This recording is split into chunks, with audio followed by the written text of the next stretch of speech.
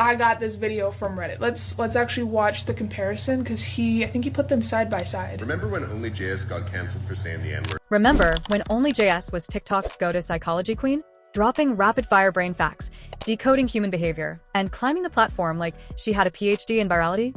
Yeah, well, fast forward a couple of years, and she's gone from TikTok's fact machine to public enemy number one. Racism scandals, fake apologies, ghostwriting drama, and allegations that only got messier by the month. Today, we're diving into the chaotic fall of OnlyJayus, real name Isabella Avila, and breaking down how she went from a Netflix-endorsed star to a cautionary tale of how not to handle internet fame. It all started when JS rose to fame for her quirky explainer videos. Millions tuned in for her pseudoscience, did you know content, delivered with charisma and confidence. She even landed brand deals with Netflix and Tinder.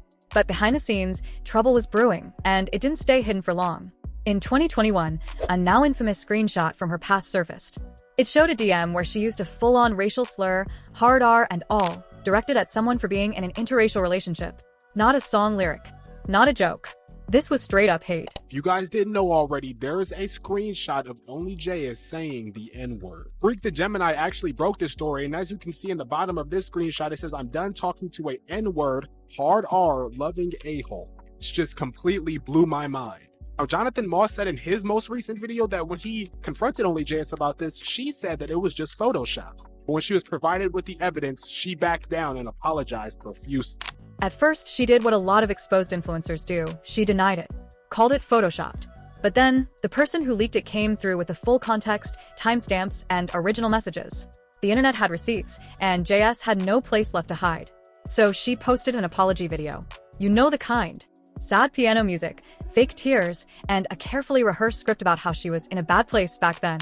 In my past, I said disgusting things to people, and I am so ashamed of myself for using racist rhetoric and derogatory language to hurt others, because I knew what that word meant and I understood the power behind it, but I said it anyway because it was the meanest thing that I could think of, and I am so sorry to everyone, but especially to those in the Black community, because only you guys can forgive me for this, and there is no excuse and there are no justifications for what I said, and you guys deserve better. She claimed she'd grown. She said she understood the damage her words caused. She promised to uplift Black creators moving forward. Spoiler alert, she didn't. In fact, shortly after that video, a creator named Aunt Karen revealed that JS had reached out asking to collaborate, presumably as a way to publicly redeem herself, but then ghosted. No replies, no follow-up, just silence. And when Aunt Karen called her out, JS didn't apologize. She blamed her ADHD. She literally said she couldn't even text her own family back, so people needed to lower their expectations. Time blindness, she called it. That was her excuse for not following through on a promise she made during a racial controversy. Then came another twist. Another creator, Xander, stepped forward and said he actually helped write her apology video. I had someone ghostwrite their apology so that they didn't lose their brand deals. The person that helped you write the apology is Me, hi. I've already talked about it once before on my channel, but immediately after they confirmed it was true with me over text message, I then tried to help them to the best of my ability while still being extremely angry and frustrated. Helped with a good bit of the apology, especially the part about Black creatives. When we were both talking about that part in the apology, I really did think that they would hold up their end of the bargain, you know? Even if it's not the case, I definitely do feel like I was like a little bit used. Even though I was friends with them before this even happened, it just seemed like they were in a rough spot. They needed a Black person to talk to. I was one of the only people, and Sean as well, able to talk to them and still show kindness and love to them. And up to this day, it just seems like that end of the bargain just hasn't been held. According to him, she wanted to make sure she didn't lose her brand deals and used his words to smooth things over. Then, just like with Aunt Karen, she cut him off too. So now, in addition to ghosting Black creators, she was also being accused of using them for damage control.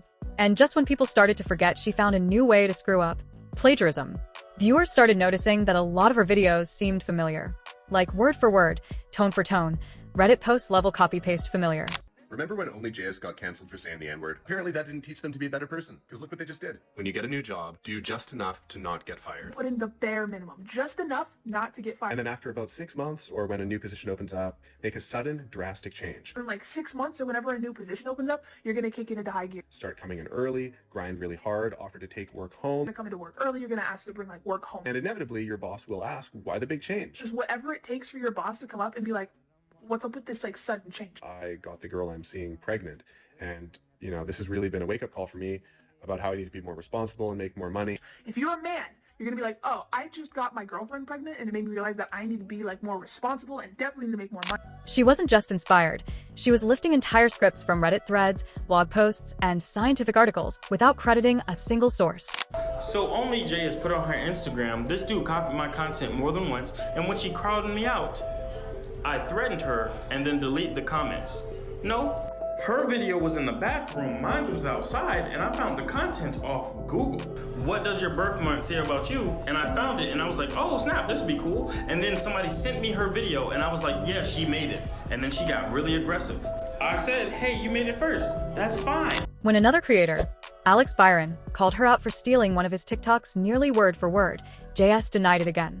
She claimed they both just happened to get the idea from the same Reddit post. Okay for other creators to do fact videos. It literally does not bother me. I just think it's really weird when other big creators think it's okay to copy my video word for word and act like you didn't. Did you know that your birth month actually has a huge effect on who you are as a person and the things that could possibly happen to you?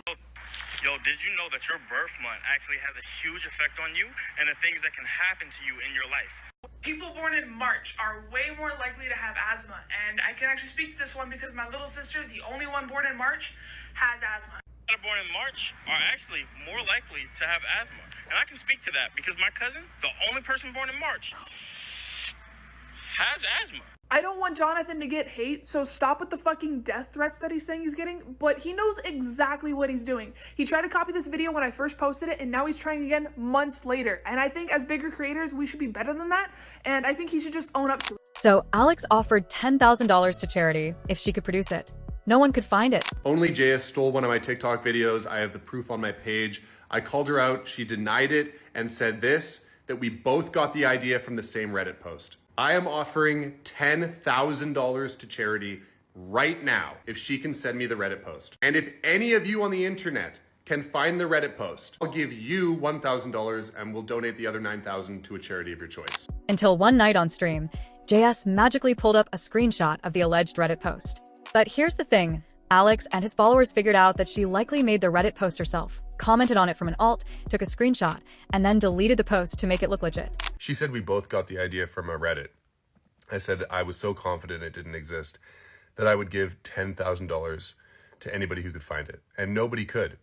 Until tonight, when she went on Twitch and showed these screenshots of this Reddit. She doctored a screenshot. Instead of just saying, yeah, I fucked up, I didn't credit you, I'm sorry, she would go and fake a fucking screenshot of a Reddit. I have to give her some credit. What she did was kind of clever. That's not just content theft. That's full-blown manipulation.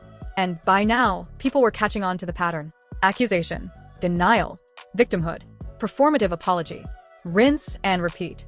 In 2024, things escalated further when her ex-girlfriend reportedly filed a restraining order, claiming that JS had shown up to her house uninvited in the middle of the night.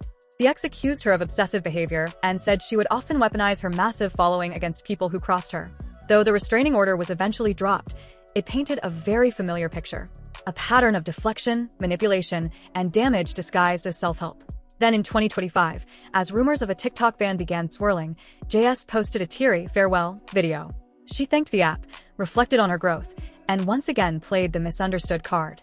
But by that point, the comments weren't having it. She hadn't grown. She hadn't owned up. She just kept doing the same thing over and over, weaponizing her platform, ghosting the people she hurt, and crying mental health every time someone called her out. It's one thing to make a mistake, but it's another thing entirely to turn manipulation into a brand. OnlyJayus still posts today, but her numbers have tanked. Her comments are a mix of people telling her to log off and others asking, why are you still here? The truth is, she had everything. A massive following. A niche no one else was really dominating. A real shot at building something valuable. But instead of being real, she chose to fake everything. Her apologies, her collaborations, her content. And now, she's not even remembered as the psychology girl. She's remembered as the one who couldn't stop lying. So, yeah, OnlyJayus didn't just fall off. She crashed hard. And unless she takes real accountability, not another fake crying session, that legacy isn't changing anytime soon. Let me know what you think in the comments. Was she always fake or just got lost in the cloud? Like, subscribe, and I'll see you guys in the next one.